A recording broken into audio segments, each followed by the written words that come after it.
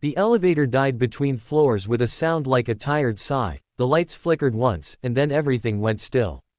20 floors above the city, with an emergency meeting waiting at the top, my boss turned to me, calm but pale, and said quietly, "I can't climb the stairs."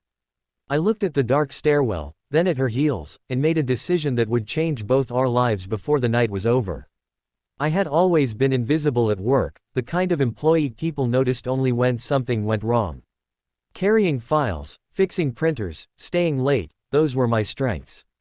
When the elevator stopped and the building manager announced it might take an hour to fix, panic spread through the trapped group. My boss, Clara, tried to hide her pain, but I could see it in the way she leaned against the wall. An old knee injury, whispered rumors said, one she never talked about. The meeting upstairs wasn't optional, it was the kind that could decide the future of the company, and her career. I don't know what possessed me, but I crouched down and said, "I can carry you." The words sounded ridiculous even to me. She stared, shocked, then laughed softly, the tension breaking for a moment. But when she realized I was serious, her eyes softened. "You don't have to," she said. "I do," I replied, surprising myself with the certainty in my voice. The stairwell was narrow, the concrete steps cold and unforgiving. As I lifted her onto my back, I felt the weight, not just of her body, but of responsibility. Each step burned my legs, my breath grew heavy, and sweat soaked through my shirt. Yet with every floor, something shifted. She stopped being just my boss and became a person trusting me completely, her hands gripping my shoulders, her voice quietly counting floors to distract us both. Halfway up, my legs trembled. Doubt crept in, whispering that I'd fail, that I'd drop her, that I'd embarrass myself. She noticed. "We can stop," she said gently. "No," I gasped. "I've got you." And somehow, that was enough. Her faith steadied me more than rest ever could. When we finally reached the 20th floor, the meeting room doors burst open to applause and disbelief. Clara straightened her jacket, composed as ever, and walked into the room like nothing extraordinary had happened. I stood outside, exhausted, heart pounding, wondering if this moment would fade like all the others.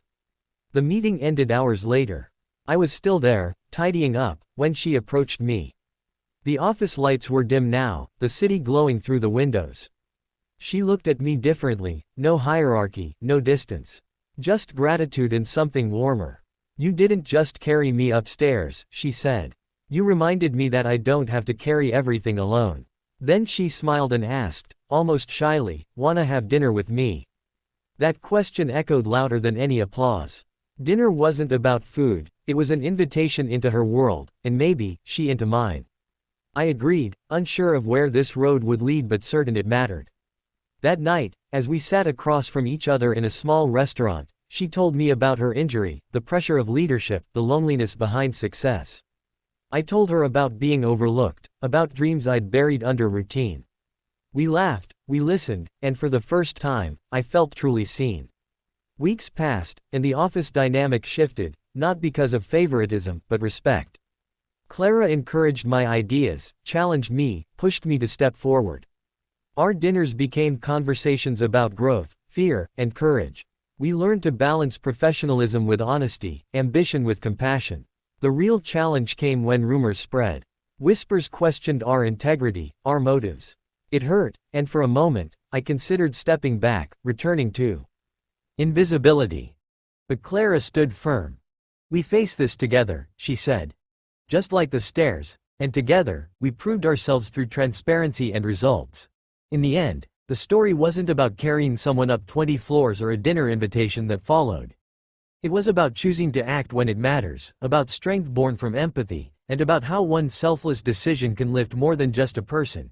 It can lift a life. Sometimes, the climb feels impossible, the weight unbearable. But if you take that first step, if you believe in yourself and in others, you might discover that the very thing you fear is what leads you to purpose, connection, and a future you never imagined.